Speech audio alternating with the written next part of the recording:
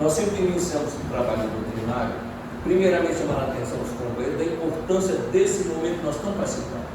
É muito importante para nós, cada vez, todas as vezes, em qualquer lugar onde nos reunimos em nome de Jesus, buscarmos ter alegria, esperança e confiança em nossos corações, independente de problemas ou de dificuldades que porventura estejamos enfrentando. Por que essa alegria, por que essa esperança e por que essa confiança?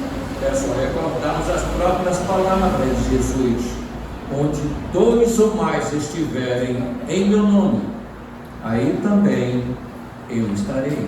E temos certeza que mais de 2 se juntam a nós, em nome de Jesus. E nunca será demais nós pararmos e nos perguntarmos: o que é que eles vêm fazer aqui? O que é que eles estão fazendo aqui? Primeiramente, não vem aqui para aprender conosco, mas sim para atender às nossas necessidades, estejam nós encarnados ou desencarnados. Qual deve ser a nossa postura nesses encontros? Como deve ser o nosso comportamento? Aprendermos a aproveitar a oportunidade que nós estamos tendo, aprendendo a conversar com eles, a abrir o coração a eles, falar de alegrias que nós já tivemos, tristezas que já enfrentamos, derrotas que não conseguimos assimilar, falar daqui que nós precisamos ainda para mudar tudo aquilo que nós carregamos dentro de nós, porque dentro das possibilidades que estes nossos irmãos já possuem, e dentro dos esforços, como foi lido na página de hoje, nós merecemos a assistência deles, tendo certeza de uma coisa, que em nome de Jesus eles poderão depositar um bálsamo nas dores que ainda carregamos na alma. Então, nós devemos sempre aproveitar esses momentos em função dessa relação entre nós e eles. E nesse aspecto aí, por que nós pedimos para deixar aberta essa passagem aqui? E vou ler o que me chamou, a nossa irmã já comentou, mas me chamou a atenção, foi justamente o finalzinho. Seu reino divino se ergue sobre consolações imortais, mas para atingi-lo faz-se necessário seguir os passos, e ninguém ignora qual foi o caminho de Jesus nas pedras desse mundo. Então, nós não temos ideia da missão de Jesus. A página resumiu o que nós precisamos para trabalhar essa página de hoje. Nós reclamamos de tudo, o tempo não passa, há quanto tempo eu sofro, quando a página me leva para mim, graças a Deus, mas perguntando, gente, o que está acontecendo? Assim nós ficamos, se é comigo, se é com outras pessoas, nós estamos sempre reclamando. E nossa vida, ela obedece a uma lei de sequência que não dura mais do que 100 anos. E nós não suportamos as lutas que temos que enfrentar. Sabemos, mas Jesus está conosco. Ninguém discute isso. Mas nós usamos dentro da reflexão, não só essas mensagens que são alerta. Vale lembrar que uma preocupação que nos move, em 2010, Dr. Bezerra Menezes transmitiu, através do Divaldo Pereira Franco, eu sempre comento isso, uma mensagem dizendo que Jesus autorizou a Ismael a comunicar os vários responsáveis pelas frações da terra, dos pontos da terra, que em 50 anos seria trocada toda a população terrena. É a seleção do que vão continuar no planeta. É a era do Espírito, ou seja, a era de regeneração que começa. Regenerar é ver se a gente modificou. E as pessoas ficam toda vai dizer de regenerar é o seguinte: você regenerou, você mudou para ficar aqui. E um dos itens que se exige para continuar aqui, Jesus disse no Evangelho: bem-aventurados os mansos, esses herdarão a terra. Quem quer herdar a terra? Vão continuar aqui. Muitos partirão para mundos onde a terra, por exemplo, estava há mais ou menos 30, 40 mil anos atrás. O homem das cavernas, é para esses mundos que vão os que não ficarem aqui, como vieram os cabelos para cá. E nós não associamos o que acontece em todos os mundos, que pode acontecer conosco também. Mas conosco acontece, sim, mas eu não posso ser egoísta e pensar só em mim. Se Jesus pensa em todo, se ele diz que eu vim para os doentes e não para os sãos, nós temos que ter cuidado com os doentes, porque ele pede para nós: o que vocês fizerem para um pequenino, a mim mesmo estará fazendo. E nós usamos uma linha de raciocínio numa recomendação do Dr. Bezerra Menezes. Não sei se vocês conhecem o livro Garimpeiros do Além, do Dr. Bezerra Menezes. Ele tem uma frase lá que nós usamos muito na nossa fase de estudo. Ele diz o seguinte: estudando seu Evangelho de amor e luz com atenção, encontraremos solução para todos os nossos problemas, por mais angustiantes. Estudando com atenção o Evangelho, nós encontraremos solução para todos os nossos problemas, por mais angustiantes. Agora, normalmente nós vamos estudar, nós estamos pensando na solução, não por que o problema está vindo. Então nós já queremos ver a solução. É só reparar quando às vezes, não digo todo mundo, nós falamos aqui, pode ser encarnado principalmente. Chega do outro lado sofrendo muito do lado de cá, e chega lá assim, o que adianta o meu sofrimento do outro lado? Continua sofrendo que isso que é o ruim. Sofrer aqui e sofrer lá. Que para voltar aqui de novo vai ter que se reajustar. São 3 coisas que o sofredor tem que evitar: revolta, desespero e remorso. Isso tem que evitar. Que isso é inconformismo com a obra divina. Então, e às vezes nós temos que estar, em primeiro lugar, nós já estamos aqui nesse planeta, e é isso que nós vamos ver nesses estudos. E como nós estamos agora com alguns estudos marcados, a gente pode trazer algumas informações que não dá para falar quando vem esporadicamente. Por exemplo, Jesus, a missão dele, ele diz no Evangelho de João, ele diz: eu desci do céu, não para fazer a minha vontade, mas sim fazer a vontade daquele que me enviou. E a vontade daquele que me enviou é de que eu não perca nenhum daqueles que ele me confiou, mas que eu o ressuscite no último dia. O que é ressuscitar no último dia? No último dia, nossa permanência aqui já evoluída, é entrar na vida eterna, está livre. Nós somos prisioneiros desse planeta, não do planeta em si, mas do nosso perispírito.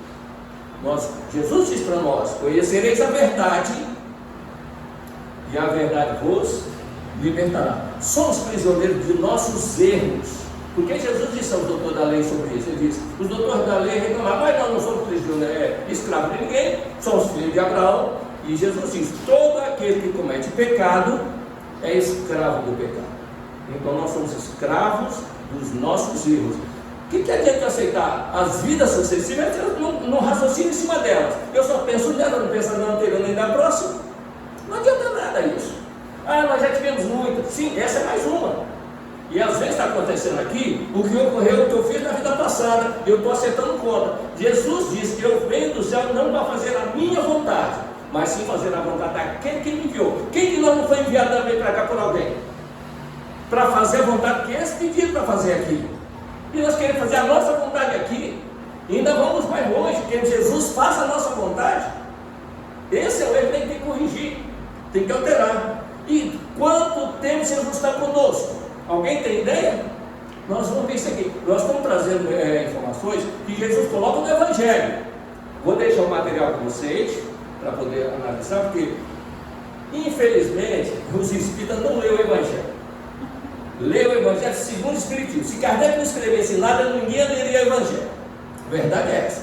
Então Jesus diz o seguinte, em João, no Sermão do Cenáculo, ele fala muito do Sermão da Montanha, né? Que ele fala das nossas dores. Não, o Sermão do Cenáculo, Jesus deixa algumas informações que mostram o porquê que ele fez e o que ele está fazendo, e o que ele poderá fazer, mas também nós temos que fazer.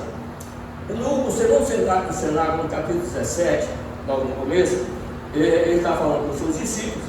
Para ter uma noção, o Sermão da Montanha são 3 capítulos, o do Cenáculo são 4, quer dizer, maior, mais extenso, e Jesus falando só ele e os 11 discípulos, os 10 discípulos, 11 discípulos, porque o Judas já tinha saído, porque ele não quis ninguém no Sermão do Cenáculo. Então, alguém se já não leu, ele disse: olha, vai em tal lugar, vocês vão encontrar a pessoa com um plantão nos óvulos. Pergunta a ele onde o mestre irá fazer a ceia dele. Ele vai te levar numa casa, é ali que nós vamos fazer a ceia nossa. Ou seja, ninguém pode entrar, só nós, ele e vocês. Ou seja, ele estava montando a base do ensino para nós.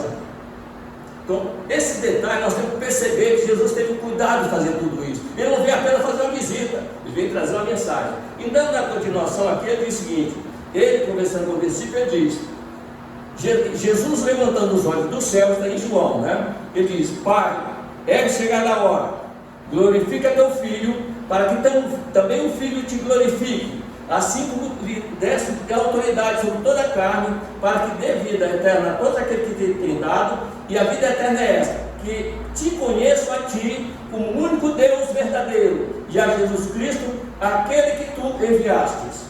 E no versículo 4 ele diz: eu te glorifiquei na terra, completando a obra que me deste para fazer. Ou seja, Jesus disse que ele completou a obra. Há 2000 anos, ele afirma que ele completou a obra dele com o Pai. Ora, a gente reclama, a obra está completa, a gente às vezes manda reformar uma casa, não é isso? Ah, mas não foi assim que eu queria, não é assim? Se um pedreiro é o melhor, se todo mundo é o melhor, tem que ser do nosso gosto. Jesus diz: eu te glorifiquei na terra, completando a obra que me deste para fazer. Ou seja, se ele diz isso, ele diz: agora é por conta deles, não de mim. Minha parte eu fiz, não vou deixar isso na mão, mas agora eles têm que trabalhar. Por isso que ele diz: o Pai trabalha sempre e eu trabalho também. Mas vamos pedir ao Pai que mande mais trabalhador, porque a série é grande e os trabalhadores são poucos. Por outro lado, uma coisa nós não podemos fugir. No princípio doutrinário tem uma questão que é colocada o seguinte: a cada um segundo as suas próprias obras. Ou eu creio ou não creio, não está escrito. Jesus, continuando com os discípulos do sermão do cenáculo, ele disse o seguinte: agora, pois, glorifica-me tu, ó Pai, junto de ti mesmo, com aquela glória que eu tinha contigo antes que o mundo existisse. Ou seja, antes da fundação desse mundo, ele já estava com o Pai recebendo a missão, antes da construção do planeta. Ele já estava com o Pai. É ele que está dizendo. É Jesus que está afirmando isso. E ele continua. E ele repete várias vezes para dizer: não houve, não é engano não. Por que ele faz isso? Jesus sabe muito bem que ele tem alguns irmãos nossos que é contra a orientação de alguns. Tanto é que ele diz: muitos dirão ser o Cristo, não criais, não levais a sério. Muitos dirão que sou o Cristo, não são, não me representam. Então o que acontece? Nós temos aí as traduções que foram feitas dos Evangelhos de Jesus, porque não aceitavam a reencarnação, então tiveram que adaptar algumas coisas. Quem traduziu não aceita a reencarnação até hoje. Como é que vai traduzir corretamente? Porque tinha muitas anotações. Essas anotações começaram a criar conflitos. Uns falavam diretamente nas reencarnações e outros não. E aí o que aconteceu? Fizeram alguns concílios e organizaram só pode ler esse agora, quer dizer, é esse agora que está valendo. Mas quem fez isso? Quem não aceitava as reencarnações. Então a maioria não aceita a reencarnação. É uma vida só. É as penas eternas no inferno. Aí criou a ideia de inferno, céu, inferno e purgatório. Então, mas Jesus no Evangelho, nesse mesmo cenário, diz que iria mandar o Consolador. Então vamos ver isso aqui também, não é isso? E na continuação ele diz o seguinte, sobre o Consolador. Esse que eu li foi no versículo 5. E no versículo 24 ele torna a repetir: Pai, desejo que onde eu estou, estejam comigo também aqueles que me tens dado, para verem a minha glória, a qual me deste depois que me amastes antes da fundação do mundo. Ou seja, Jesus, antes que o mundo fosse construído, ele já era visto pelo Criador como responsável por uma grande tarefa. Que tarefa é essa? Reeducar aquela centelha divina criada insubordinadas. Existe uma coisa para nós entendermos isso, nós vamos ver adiante agora. Kardec chamando nós tratamos sobre isso. No Consolador, nós conhecemos no Evangelho aquele Jesus disse: se me amais, guardais meus mandamentos, e eu rogarei ao Pai e vos enviará outro Consolador, o Espírito de verdade, que vai lançar luzes sobre tudo que você tem ensinado. Ou seja, o Evangelho tem tudo que precisa, mas como ele disse, ele tem que ler com atenção, procurar detalhes. Jesus não jogava palavras a esmo. Então, quem quiser estudar, uma coisa é ler, outra coisa é estudar. Por isso nós chamamos a atenção sobre 4 verbos básicos: aprender, compreender, aceitar e fazer. Alguém aqui tem formação católica? Alguém aqui tem formação católica? Eu também sou. Então é uma dificuldade você aceitar o que a doutrina traz com estudo mais sério. Isso nós vamos ver aqui agora. Por isso nós trouxemos, vamos dizer, isso é um material que muitas vezes as pessoas falam: mas isso aí ninguém não... Sim, ninguém não falou, mas se estudar, você vai ver que é essa definição, não é isso? Jesus também conversou com o doutor, ele diz: examinais as escrituras para descobrir sobre a vida eterna, mas elas falam de mim, Jesus diz. Vocês buscam nas Escrituras sobre a vida eterna, mas ela fala de mim. Mas não vou ser eu, diz Jesus para eles, que eu vou realmente julgar vocês. Quem irá julgar vocês é Moisés, em quem esperais, porque se cresces em Moisés, também creríeis em mim, pois de mim Moisés escreveu. Olha só, mas ele diz, mas se você não crê no que está escrito, como vai acreditar na minha palavra?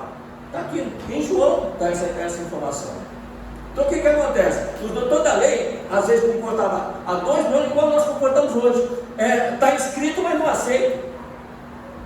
Está bem claro, mas eu não quero ver. Olhos de ver, ouvido de ouvir. Ora, quando nós lemos isso, eu vou até lembrar vocês, né? Examinais a Escritura, porque julgais ter nelas a vida eterna, e são elas que dão testemunho de mim.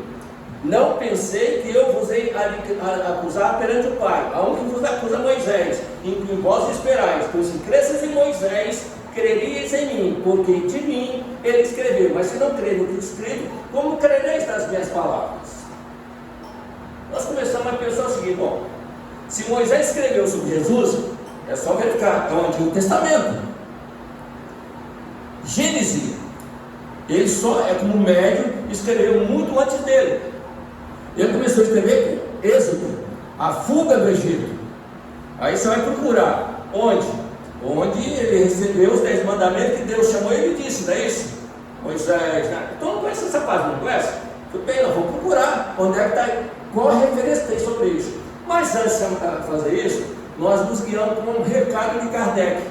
Kardec, na introdução dos Espíritos, e no item 13, ele diz o seguinte: como pretender-se em algumas horas adquirir a ciência do infinito? Ninguém pois se iluda. O estudo do Espiritismo é imenso. Será de admirar que efetuá-lo demanda tempo, muito tempo mesmo? Tomemos, por exemplo, a definição de alma.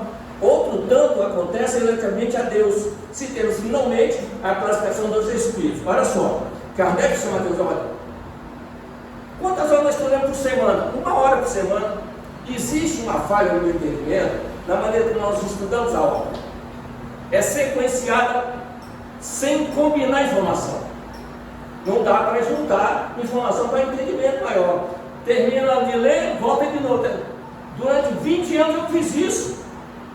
Você vai ler e volta. Só que, lembra que a gente fala aprender por repetição? De ler muito, você acaba começando a lembrar coisas que é conflitante um com o outro. Por exemplo, Moisés, a gente acha que Moisés falou sobre Jesus quando ele recebeu os 10 mandamentos, não é isso? No livro, sabe quem já leu o livro A Caminho da Luz de Emmanuel? Emmanuel escreveu um livro, A Caminho da Luz. Lá ele diz o seguinte, ele colocou aqui. Ele escreve o seguinte para nós, que nós começamos a procurar, pesquisar, e achamos aí disso. Moisés, na sua qualidade de mensageiro do Divino Mestre, procura então concentrar o seu povo para a grande jornada em busca da terra da promissão. Médio extraordinário, realiza grandes feitos ante seus irmãos e companheiros maravilhados. É quando então recebe de emissário do Cristo no Sinai os 10 sagrados mandamentos. Ou seja, não foi de Jesus, foi receber de mensageiro de Jesus. Foi mensageiro de Jesus que fala se passar por Deus para criar mais impacto na confirmação de que ela é em nome de Deus, mas não era Jesus. Então o que acontece? E aí, Emmanuel que está falando para nós, nosso orientador, então ele não iria colocar uma informação dessa se não fosse verídico. E onde é que então nós vamos encontrar Moisés falando sobre Jesus? Já ouviram falar o início de Gênesis? No princípio Deus criou os céus. No princípio Deus criou os céus e a terra, não é isso? Pois bem, aí eu pergunto, quem criou o céu e a terra? Deus? Bom, aí nós vamos ver um detalhe. Na questão 1536 dos Espíritos, Kardec pergunta, e aí a gente vê, Kardec faz a seguinte pergunta: concebemos que nisso como em tudo, nada acontece sem que seja da vontade de Deus. Mas perguntamos, se não existe Espírito que opera em nome dele? Sim, evidentemente, mas nem poderia ser de outra forma. Deus não opera diretamente na matéria. Então o Deus Criador não opera na matéria. Ele utiliza aqueles que estão em condições de fazê-lo. Também, não foi o Criador que fez o planeta. E em próprio João, ele diz para nós: no princípio era o verbo estava com Deus, o verbo é o que nós chamamos de Deus, mas não era Jesus. Ele estava no princípio com Deus. Tudo que foi feito por intermédio dele. Nada que foi feito sem ele. E no versículo 10, que João trata de João Batista nesse intermediário, ele diz: ele veio ao mundo, o mundo foi feito por intermédio dele, mas o mundo não o recebeu. Mas todo aquele que receber e aceitar a sua mensagem poderão tornar-se filhos de Deus. Então, bem, o João no Evangelho diz que Jesus construiu esse planeta para nós. Confirmando essa ideia do Evangelho de João, Emmanuel, na Caminho da Luz, já leu, não é isso? Eu nem trouxe aqui essa frase, mas já que leu, pelo menos é mais fácil até conferir. Ele inicia o primeiro capítulo dizendo o seguinte: restam as tradições do mundo espiritual, que na direção das nossas vidas planetárias existe uma comunidade de espíritos puros e perfeitos, eleitos pelo Sonho Supremo do Universo, para dirigir as nossas vidas planetárias. Essa comunidade de espíritos puros e perfeitos, a qual é Jesus, um dos seus membros divinos, ao que nos é dado saber, reunir-se nas profundidades da Terra por 2 vezes apenas, no curso dos milênios conhecidos. A primeira, quando o nosso olho terrestre se desprendeu da nebulosa solar. E a segunda, quando se decidiu a vida de Jesus à face do planeta, para trazer a sua mensagem do Evangelho aos irmãos sofredores do mundo. Olha só, há uma comunidade de espíritos ao nível de Jesus, que são coesos na administração desse sistema solar nosso. E quando alguma coisa vai acontecer, se reúne para evitar alguma coisa fora do controle, que é trabalho que ser feito. E Jesus participa disso. É só raciocinar. Nós estamos falando aqui, e quando eu conto 1, 2, 3, a nossa Terra andou 100 km no espaço, sempre andou, nunca parou. A Terra não parou depois que colocou em órbita. Concorda com isso? Ora, imagine que quando foi ter que colocar o planeta Terra na órbita aqui do sistema solar, os planetas estão circulando. Então tem que ser cuidadoso, porque a matéria influencia sobre a matéria da atração do magnetismo. E se desviar da rota para chocar com os outros. Então os governadores também vieram para poder impedir qualquer desastre dentro dos trabalhos já construídos. E é tão imponente esse momento, como a vida de Jesus aqui, que reúne todos eles novamente. Porque Jesus dirigia o planeta aqui, nosso, quando estava lá, agora está no comando de outros, distribuído talvez entre esses aí. Porque bem, é um trabalho que escapa a nossa percepção, nós não estamos nem aí para isso. Eu não pedi para a vida, não. E realmente não pedimos, não. Não pedimos mesmo. Nós viemos para esse planeta forçado, gente. Claro que o Criador não nos obriga a nada. Tem que ficar bem claro isso. Mas acontece o seguinte: outra coisa que nós vamos comentar aqui, eu queria colocar para vocês, e só para complementar a ideia de Jesus na construção, na sequência, depois ele fala da chegada do planeta para colocar em órbita, o Emmanuel diz o seguinte: que força sobre-humana, pois colocar aquela massa incandescente do núcleo de origem, transportá-la através do espaço, obedecendo leis matemáticas imprecisas para a sua função do porvir. Imaginemos os seus primeiros momentos de criação. A superfície do olho atinge 2.000 graus de calor, como se os elementos que estão sendo analisados estivessem sendo submetidos para a formação da nova escola dos seres. Ora, quando Emmanuel diz que é nova escola dos seres, que já tivemos uma antes. Se é nova aqui, que ainda nem está pronto, é que nós tivemos uma outra antes, concorda ou não? É raciocinar, gente. Sem raciocínio não chega lá. E força sobre-humana, pois colocar aquela massa incandescente do grupo de origem, transportada através do espaço, para obedecer leis matemáticas que precisa para a sua função do porvir. Imaginemos o início como um planeta. A sua superfície atinge 2.000 graus de calor, com seus elementos estivessem sendo submetidos a um forno incandescente para avaliação dos elementos que iria formar aquilo que seria a construção da nova escola dos seres. Ou seja, nós tivemos uma que fomos pedidos para sair e agora estamos no outro. Deu para entender? É assim. E chegamos aqui, a nossa chegada, eu deixei assim, está na 234, 234, 236. a nossa chegada aqui. E aí eu pergunto, nós somos espíritas, não somos? E uma coisa que muito pouco sabe, o que é o espírito? Você sabe quem criou o espírito? Eu vou falar aí nisso. Deus criou os espíritos como? Como é que é? Você sabe qual é a questão, Thaís, ou não? Qual é a questão, Thaís? 115. Olha só. Na questão espírita, Deus criou o espírito sem ignorante. Só que ali não é a criação do espírito. Deus não cria o espírito. O que Deus cria é uma centelha divina. Nós vamos ver agora, eu vou ler para vocês com calma, onde é que está escrito na 607 do Livro dos Espíritos, a informação. Kardec, quando ele recebia as mensagens dos Espíritos, ele levava para casa e lia. Ele então um dia retornou uma questão que ele não aceitou muito, que eles colocaram, para pedir esclarecimento. Então, foi a 190. Aí quando ele traz essa pergunta, e Kardec, louvado seja Kardec, colocou tudo que fez, sem omitir nada, ele não mudar nada. Mesmo quando ele via que ele estava errado na questão, ele mandou dizer que ele colocou. Isso realmente permite a gente chegar até como foi construído tudo. Ele diz o seguinte: disseste, isso na 607, né? Disseste, e aí ele coloca ele para na 190. Porque na 607, a pergunta que ele faz é a resposta da 190, é só ir lá e conferir. Disseste que o estado da alma do homem na sua origem corresponde ao estado da infância da vida corporal, de que sua inteligência apenas desabrocha e se ensaia para a vida. E onde passa o espírito essa primeira fase do desenvolvimento? E aí ele pergunta, disseste, vou repetir de novo, eu mudei a vírgula ali. Disseste que o estado da alma do homem na sua origem corresponde ao estado da infância da vida corporal, que sua inteligência apenas desabrocha e ensaia para a vida. E ele faz a pergunta: onde passa o espírito essa primeira fase do seu desenvolvimento?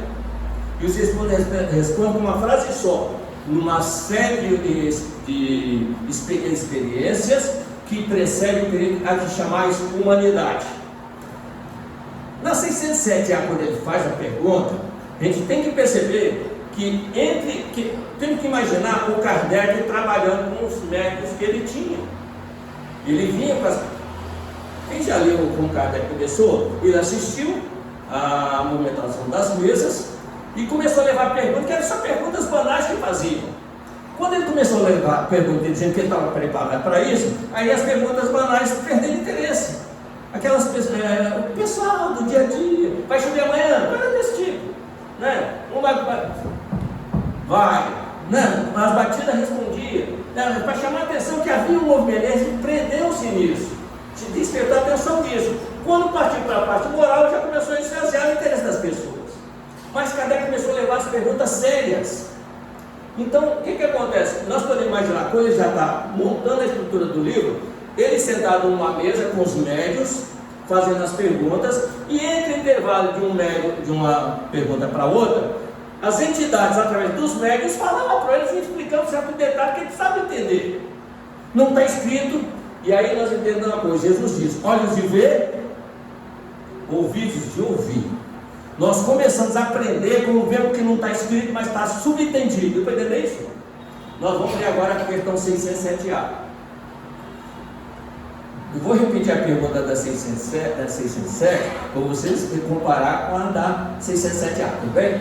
Na 607, ele perguntou o seguinte: onde passa o espírito essa primeira fase do desenvolvimento? Eles conversaram, explicaram. Aí Kardec faz a sua pergunta, ele diz: parece que assim se pode considerar a alma como tendo sido o princípio inteligente do ser inferior da criação, não? Quer dizer, ele já não falou mais isso, ele falou do princípio inteligente. Eles explicaram: não é espírito não, é o princípio inteligente que passa nessa fase intermediária toda. Então, quando explicou isso para ele, nós vamos encontrar isso no Evangelho. Se alguém já leu o Evangelho de João, sabe aquela conversa de Nicodemos com Jesus? João diz que Nicodemos foi ter com Jesus à noite e disse a ele: mestre, Sabemos que és veraz e que não se submete a ninguém, é superior a ti. E que Deus não estaria, se você não faria as coisas que faz, se Deus não estivesse contigo. Só diz isso para o Nicodemos. Jesus, na sequência dele, é o que mantiveram no texto, porque cortaram o que Jesus começou com ele, e diz: em verdade, digo Nicodemos, não verá o reino dos céus aquele que não nascer de novo. Aí Nicodemos, então, isso aí mantiveram, para a gente poder até entender. Mas como pode um homem sendo velho voltar ouvindo essa muito? Jesus explicou muita coisa para ele que não está escrito ali. Ou não explicou? Como pode um homem sendo velho voltar ouvindo sua mãe? Isso nós aprendemos no missionário da luz agora. O missionário agora, para ter uma noção a importância dessa lição do missionário, que é a lição 13, né, que é a reencarnação. O ditado do André Luiz ao Chico, ele ficou uma semana parado, que os superiores ficaram imaginando qual seria a repercussão aqui entre nós, estudando, chegando, vendo que a ciência até assiste o ato da negação do Espírito, do princípio inteligente no ventre materno. Aí o Chico, ele mesmo disse, ficaram preocupados, porque não vinha a hora de continuar o trabalho. Aí ele escreve o jeito que tem que ser. A gente quer saber se a gente quer se enganar, por quê? A gente tem que conhecer a verdade, né? Jesus não disse: conhecereis a verdade e a verdade vos libertará. O que significa isso? Nesse princípio, que quando nós lemos o André Luiz sobre a reencarnação, é um parênteses apenas, nós temos que entender uma coisa: quantas vezes nós criticamos realmente uma pessoa que tem um filho que não está no casamento? Dependendo disso? Gente, para reencarnar, tem que uma entidade superior ligar aquele espírito ali. O próprio Alexandre diz isso para nós: são raros os espíritos de grande elevação que quase dispensam o nosso concurso. Olha, se os elevados não conseguem dispensar totalmente, não é enfermeiro para dispensar. Então, se eles ligam, eles sabem da situação a pessoa não tem onde cair morta, não é assim que ele fala? Um parente chega a nós, contrai isso aí, mas não tem onde cair morto e não dá apoio nenhum. Critica e condena. Nós estamos condenando quem ligou, que sem ligação não tem nascimento. Nós estamos criticando o trabalho superior, inconscientemente, mas quando a gente começa a conhecer, tem que respeitar. Se eles mandam, tem que ser assim. Então, o que adianta eu aceitar só o que me interessa? Por quê? Mais será cobrado a quem mais foi. São princípios que nós temos que aprender a ler. E por outro lado, Jesus diz o seguinte: não passará o céu e a terra sem que tudo esteja na lei, seja cumprido. Deve um J ou um tio. E ele mesmo diz: eu não posso derrogar a lei. Se tem uma lei, nós devemos pedir para que se vai passar por cima dessa lei. Ele não vai passar. Um dia nós podemos até tratar sobre isso, que aí entra em casa. Mas é assim: existem 3 situações que Jesus pode e autoriza a agir: merecimento, misericórdia e acréscimo misericórdia. Se der tempo, eu explico no final aqui, tá bem? São essas 3 situações que estão no Evangelho. Então é para que aí esse Espírito explica para ele, quando ele pergunta. Parece, olha só, ele diz: será que eu entendi direito se eles me explicaram? Quando ele diz, parece que é assim, então ele está dizendo: será que eu entendi se eles me falaram? Parece que é assim, se pode considerar algo como tendo sido o princípio inteligente ser diferente da criação? Não. Já não dissemos a resposta que eles dão, já não sei que tudo na natureza se encadeia e tem para a unidade. Nesses seres, cuja totalidade está em onde conhecer, é que o princípio inteligente se elabora, se individualiza pouco a pouco, se ensaia para a vida, conforme acabamos de dizer. O que foi? Por que ele fala conforme acabamos de dizer? Se ele tivesse falado para cá, numa reunião anterior, como já te dissemos, como disseram agora, acabamos de dizer agora para você, deu para entender meu detalhe? Agora, dissemos agora para você, é assim que você enxerga a reunião. Nós podemos andar com Jesus dentro do Evangelho se quisermos, mas quem quer andar? Ninguém. Se vai atender a cananita, eu posso estar do lado da cananita, eu ligo tudo que está no Evangelho, eu assisto. Um diretor de cinema remonta a isso, de um brilhantismo, e nós não somos capazes de fazer. Por quê? Você vai assistir um filme de Jesus, você vê lá, você não vê? Você fala: e por que a minha imaginação não faz também? Está escrito tudo, ele tirou do meu meio, e eu posso ver a situação, eu posso andar com Jesus o tempo todo, e a caminhar e eu vi ele participando também. Se eu quiser, eu só quero ler. Por isso que ele fala, tem uma diferença entre ler e estudar. Eu leio, eu sou. Qual é a preocupação do livro? Eu estou aqui. É falar a palavra certa. Estudar, eu repito, para ficar bem claro o sentido da frase. Concorda que é assim? Isso é estudar. E repito quando é. Por que é repetição? Não sei se vocês repararam quando fala aprender por repetição. Existe um princípio do seguinte: tem que comprovar. Já viu uma criança de 1 ano e meio, ou 1 ano e 2, 3 meses, e ele começa a falar com essa idade, né? Assim, os pais ficam angustiados enquanto ele não fala. Aí começa a ler. Fala aí, filhinho. Mamãe. Papai, sou sua mamãe. Já uso o óculos, nem precisava. Ele não conhece verbo, não conhece palavra nenhuma. Ele só repete sons. Fala isso, quem sou eu? Sou sua mamãe. Não é assim que fica? Esse é seu papai, eu sou sua mamãe, eu sou seu papai. E fica aí no meio, 2, 3 meses falando isso. É que ele parece, ele quer falar, ele quer se manifestar também. Até que um dia ela pergunta, quem sou eu? E ele diz, eu é mãe. Pronto. Ela acha que botou os 2 tios, né, em cima. Mamãe. O tio em cima do outro. Ela chega a chorar de emoção. É tanto emocional muitas vezes que ela, você ficou 9 meses aqui, você vai entender isso agora, gente? Deu para entender? Mas olha só, sentiu. Você ficou aqui 9 meses, mamãe te ama, ele não está entendendo nada. A mãe que perdeu o controle emocional para falar tudo isso para ele naquela hora. E quando chega na família, para dar choque emocional na família, segura aqui o Júnior um pouquinho. A pessoa segura, vai lá dentro e volta.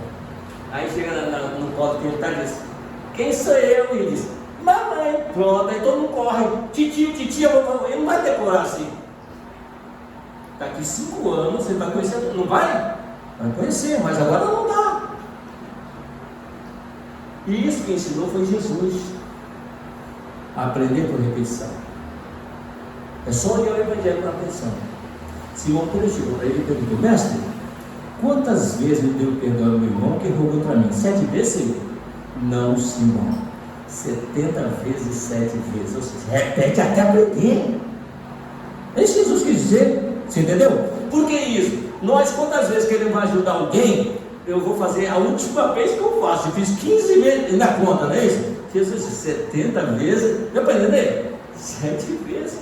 A gente para no meio do caminho. Tudo bem, beleza, fiz uma parte.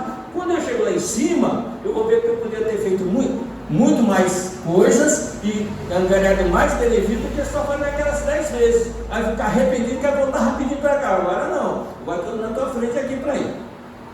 E aí continua aqui. Conforme acabamos de dizer, é de certo modo um trabalho preparatório como o da germinação, por efeito do qual o princípio inteligente sofre uma transformação e se torna espírito. Então não é uma criação, é uma transformação do princípio que já está criado. Por isso Jesus diz, a minha obra está completada. Está completa. Eu fiz a minha obra. Você vai lá no próprio Gênesis de Moisés, no versículo 26, que está lá escrito, façamos o homem a nossa imagem e como é que é? Essa é a missão de Jesus. Fazer o homem semelhante. Só que lá não é Deus, é Jesus com seus trabalhos. Olha só, Deus não é único. Quando diz façamos, não tem um só, tem vários ali. E quem constrói é Jesus, é ele e seus companheiros de trabalho. E trabalha no nível dele, um pouco abaixo, mas no nível dele. Não passa pelo processo nosso aqui. Então façamos o homem a nossa imagem e semelhança. O que é fazer o homem a nossa imagem e semelhança? É nos fazer essa centelha divina passar pelo reino mineral, vegetal e animal. Antes de falar sobre isso, nós temos na questão 540 a nossa criação. Vou ler a pergunta. Vocês já estudamos a cruz do Espírito, não é isso? Na questão 540, o que nós temos lá? Olha só, uma pergunta sutil, sem maior possibilidade de novas informações, e no meio delas coloca uma resposta que é importante para nós. Kardec pergunta o seguinte: os espíritos que exercem a ação dos fenômenos da natureza operam com conhecimento de causa, usando o livre-arbítrio, ou por efeito do instintivo ou irrefletivo impulso? Os Espíritos respondem, uns sim, outros não. Estabelecemos uma comparação, quer dizer, a gente compreende comparação. Considerar essas miríades de animais que, pouco a pouco, fazem emergir do mar ilhas e arquipélagos, julgas que não há um fim providencial e que essa transformação da superfície do globo não seja necessária na harmonia geral? Entretanto, são animais de ínfima ordem que executam essa obra, provendo as suas necessidades sem suspeitar que são instrumento de Deus. Pois bem, do mesmo modo, os espíritos mais atrasados oferecem utilidade ao conjunto. E esses miríades de seres que constroem essas ilhas, qual o elemento mais importante que nós temos aqui agora nesse momento? Pensa um pouquinho, qual é o mais importante para a nossa vida aqui? Oxigênio. Oxigênio. Alguém vive sem respirar? Você sabe quem criou o nosso oxigênio que a gente respira? Emmanuel diz que há mais ou menos 2 bilhões e meio atrás, no livro do Caminho da Luz está lá, há 2 bilhões e meio atrás, não havia oxigênio para o reino animal. Não havia. Então o homem não poderia, porque o homem é o resultado da viagem do princípio de gênero, reino mineral, vegetal e animal. Então, essas centelhas, já viu aquelas algas azul verdinhas que é visto? Aquilo ali que foi que a mais ou menos a ciência, aí você vê, a ciência participa desse processo sem conhecer a religião. Existe mais ou menos o cálculo há 3 bilhões e meio atrás, esses elementos que geraram o oxigênio para realmente permitir chegar essa vida no planeta. Somos nós trabalhando nesse período, é inconsciente como esses minerais de ser, mas é um trabalho. Porque nós somos capazes. O problema nosso, na 115 que nós mencionamos, a gente fala, Deus criou o espírito ignorante. Aí que está o detalhe, ali não é o espírito, sim, o princípio inteligente é simples ignorante. E aí vem o que interessa. A cada um deu determinada missão. Uns aceitam sem murmurar, e para esses alcança a felicidade prometida. Outros se rebelam e se revoltam, e para esse a eternidade é mais longa. Ou seja, o Criador é único, é igual para todo mundo, cria tudo igual. Uns aceitam, outros não aceitam. Os que aceitam vão mais rapidamente. Os que não aceitam demoram mais tempo. E aí o que acontece? E eles são submissos, não fazem a vontade do Criador. Então resolveram, através desses seres que já tinham alcançado uma certa elevação, aí não sabemos quando, criar um mecanismo para manter sob controle. O que nos mantém sob controle? É o nosso perispírito. Mas para chegar para receber um perispírito, no Mundo Maior, alguém já leu aqui? Não. No livro do Mundo Maior, o Caldeirado, conversando com o André Luiz, ele falando sobre a nossa viagem no reino interior. O André Luiz do livro Evolução em Dois Mundos, ele é mais detalhado, mas um estudo assim, tem que usar as informações mais rápidas para poder mostrar uma série de sequências. O Caldeirado seguiu com o André Luiz. A crisada consciência que reside no cristal, a rolar na correnteza do rio, está em processo vegetatório. Na árvore frondosa que se acumula por séculos, está adquirindo a memória. Na fêmea do tigre, na menstruação recém-lata, está adquirindo o princípio de amor. E no cima do chá, está conquistando a faculdade da palavra. Somos nós nesse estágio todo. No mineral, nós não temos ação nenhuma. E nós vamos nos libertando quando o cristal sai batendo nas pedras e nos libertando, para poder entrar no processo de desenvolvimento evolutivo. E muitos de nós pega cristal para botar dentro de casa para nos proteger. Quando está isso, nós estamos muito mais adiantados com eles, tem lá o cristal que protege. Não, tem uma centelha ali que não pode nem sair dali, eu nunca vi um cristal. Está mais impressionante do que para. Deu para entender? Não, esse cristal ninguém mexe. Esse é o detalhe, por falta de conhecimento. Outra coisa, aí no reino seguinte é um vegetal. Eu, infelizmente, eu peguei um trânsito muito pesado em Copacabana e não pude trazer para vocês uma coisa que é simples de mostrar o detalhe da obra da criação. Tudo que reproduz é uma centelha que pode fazer. Por quê? Na 27 do Livro do Espírito, nós só temos 3 elementos gerais no universo: o Criador, a matéria e nós. Lá está escrito, né? Kardec pergunta, realmente são 3 elementos, a matéria e o espírito compõem os universos, e acima de tudo Deus. Deus, espírito e matéria, o princípio de tudo que existe, a trindade universal, não está escrito isso? Então só tem 3 coisas que constroem tudo. A matéria só vai dar nisso sempre, ou isso aqui, enfim, essas coisas. Agora o princípio inteligente pode agir em vários níveis.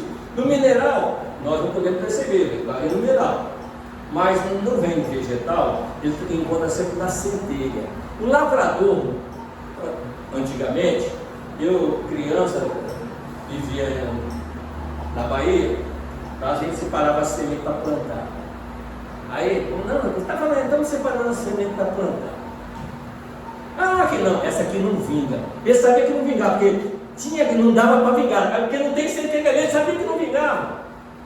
Se tiver centelha, vinga, se não tiver, não vinga. Porque a centelha que vinga, quer dizer, que cresce e nasce.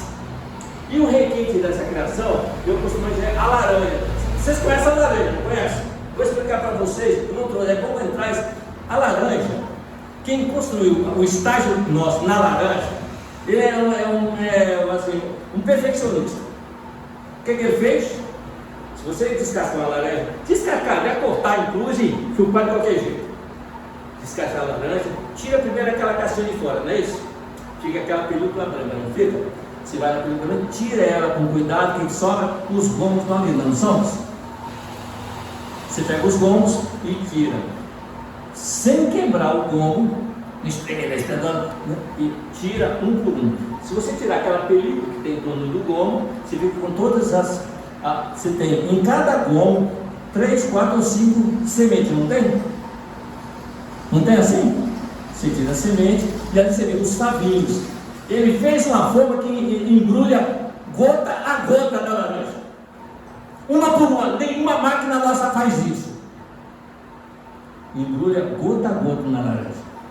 Vocês prendem ela tudo, não é isso? É a única fruta dessa linha que tem isso. E você pega aquela semente, joga na terra, ela nasce e o pé de laranjeira dá muitas laranjeiras. Estou falando do trabalho de Jesus. Quando ele diz, Jesus diz, eu não perco nenhum. Todos que estiverem nessa escala toda estão igual a nós já passamos por isso aí também. Nós já passamos. Se eu tenho uma família de 50 pessoas nas minhas costas, eu acho que eu não suporto, não é assim? Pois bem, imagine, eu fiz um cálculo uma vez, conhece um romano, conhece? Uma romana daquelas grandes tem 950 sementes em média. Contei. Para eu saber, porque senão não adianta. Contei. 950 sementes. Então, cada semente dali tem uma centelha igual a mim.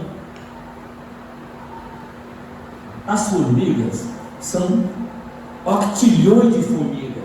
Cada formiguinha que anda, andou, é uma centelha fazendo aquilo. Nós começamos o reino animal na ameba. Olha só, na ameba. Quem disse é Emmanuel. Emmanuel que diz isso. Na ameba. Que nós estamos treinando. Imagine quantos seres não seres igual a nós, que Jesus tem que dar conta de cada um. E espera que nós, quando chegamos nesse nível, ajudar sempre na obra. Não estou nem aí. Já que eu já passei por aí, eu não olho para trás para ajudar quem vem atrás de mim. Não vai entender isso? Ó, humanidade ingrata. Até quando me farei sofrer? Deixa eu terminar aqui só para ler a nossa criação.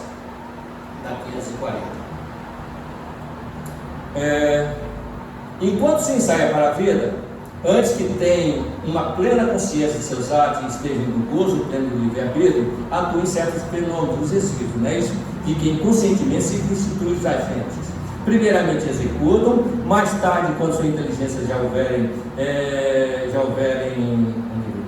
mas com a sua inteligência já houver alcançado um certo desenvolvimento, ordenarão, dirigirão as coisas do mundo material. Depois poderão dirigir as do mundo material. E aí ele fala que nos entende. É assim que tudo serve, que tudo se encadeia na natureza, desde o átomo primitivo até ao arcanjo, que também começou por ser átomo. O que é o arcanjo? A figura de Jesus já chegou. Ele começou pelo átomo primitivo. E ele disse, um dia vocês vão fazer o que eu faço e muito mais. Quando nós começamos a conhecer isso, a guardar dentro de nós, para raciocinar, nós começamos a trabalhar muito mais com mais finco, porque tem alguém que disse, e nós temos que aceitar, eu e o Pai somos um. mas o Pai é maior do que eu. E ele termina essa frase, essa explicação, dizendo a Kardec: divina lei de harmonia que vosso sagrado Espírito não está em condições de aprender no seu corpo. Se diz que Kardec não consegue aprender, não somos nós que vamos aprender de primeira. Mas está escrito, eu tenho que começar a ter cuidado. E finalizando, acabando, ele no sermão do cenáculo, Filipe, conversando com Jesus, disse: Senhor, mostra-nos o Pai, isso nos basta. Jesus por para ele disse: Filipe, estáis tanto tempo comigo e não me conheceis, quem me vê ver o Pai. Como diz, mostra-nos o Pai. Aí nós vemos o que é uma simplicidade, um ser construtor desse planeta. Já ouviram falar na natureza? Você vai na ciência, a natureza é sábia. Já ouviram essa expressão? A natureza é sábia. A Caminho da Noite, no final do primeiro capítulo, Emmanuel, estou falando porque ela já leu o livro, ela pode dizer se está de acordo ou não que nós estamos colocando. No finalzinho do primeiro capítulo, Emmanuel é o seguinte: a ciência do mundo não lhe viu as mãos sábias e compassivas no trabalho com os elementos, e a sua ação transformadora deve o nome de natureza, mas o seu amor foi o verbo do princípio. Pois quando serenaram os elementos daquele mundo nascente, Jesus reuniu nas alturas os intérpretes do seu plano divino, e a nuvem de força cósmica envolveu todo aquele laboratório planetário, a massa gelatinosa passou a cobrir os continentes e o fundo dos oceanos. Com essa massa gelatinosa surgia no olho do protoplasma, por ele lançava em Jesus as primeiras sementes do homem por vir.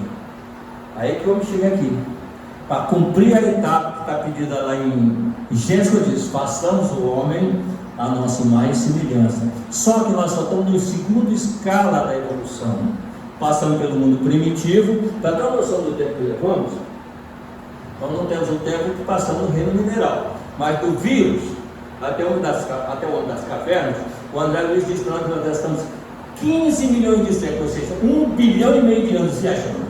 Nós, qualquer um de nós, 1,5 bilhão de anos. Aí a gente para pensar o seguinte: se eu tenho esse conhecimento e esse cuidado todo de Jesus para cada um conosco, às vezes nós estamos reclamando do quê?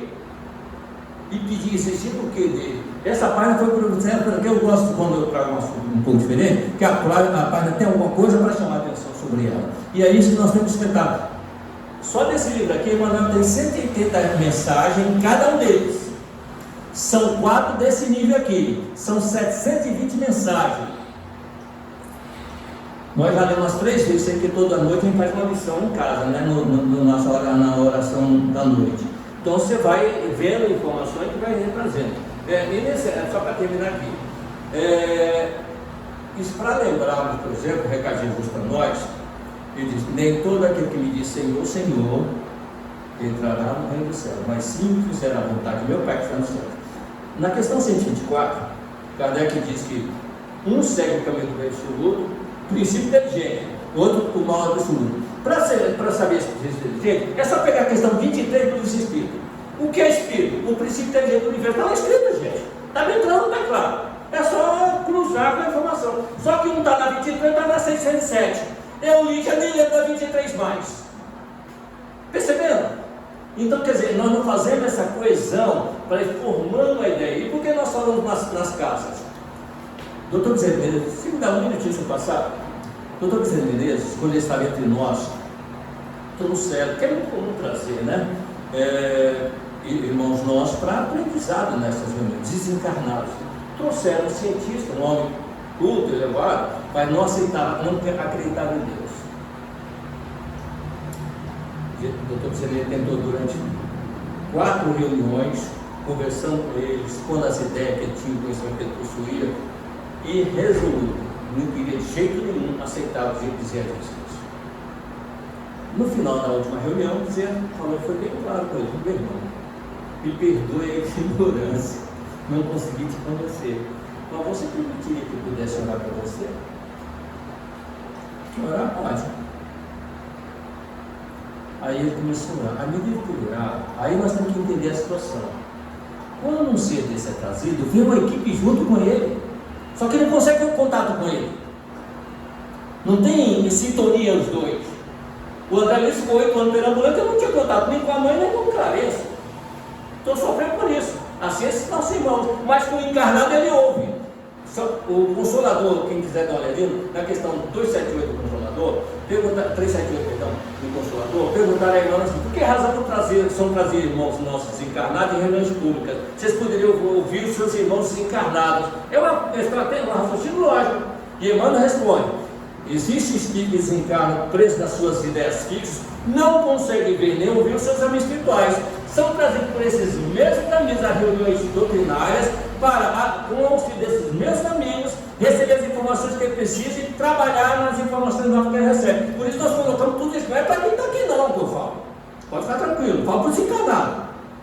Porque no livro mencionado à noite, o Alexandre diz: nosso trabalho é mais produtivo com os espíritos desencarnados que sofrem, que eles levam a sério que estão sofrendo. Então, nesse aspecto aí, a gente vê assim, o que é a utilidade de um e de outro. Eu acho que, em uma frase que eu tinha de Jesus aqui: eu venci o mundo.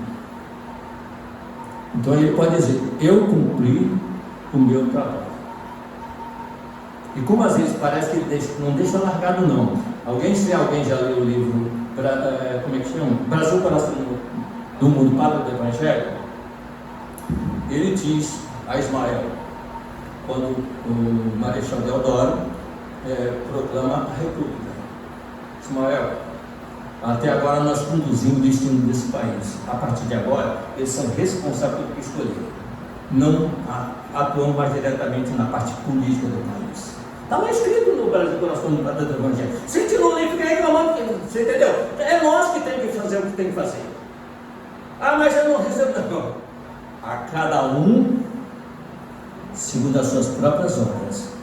Não é porque alguém está afundando que eu vou afundar com ele também. Mas também não é que alguém está afundando, eu vou tentar socorrer. A gente tem que ter um princípio, pelo menos para atender o Evangelho, que é o seguinte: nós não podemos ser indiferentes com quem sofre, mas não podemos ser coniventes com quem erra. Eu não posso ser indiferente com quem sofre, mas não devo ser conivente com quem erra. É o que Jesus chama de conivência, tolerância. O Felipe, naquele livro do Shaolin, Felipe perguntou: mestre, fala-nos da tolerância. Felipe, a tolerância é aquela nossa postura diante daquele que não quer nos ouvir, atender nossos pedidos. Nós não podemos ficar revoltados com eles, mas também não podemos concordar. A nossa postura já mostra que não estamos concordando com eles. E ter cuidado, porque quando nós realmente aceitamos, nós nos tornamos coniventes com ele. E às vezes nós, não vou falar mais nada, não deixa eu falar. Então nós somos coniventes com a pessoa que erra e podemos responder muito. Eu não preciso ligar para aceitar, mas não posso abrir mão daquilo que eu acho que é certo. Que o Senhor nos abençoe com a graça de Deus. Bom, vou deixar aqui, tá bom?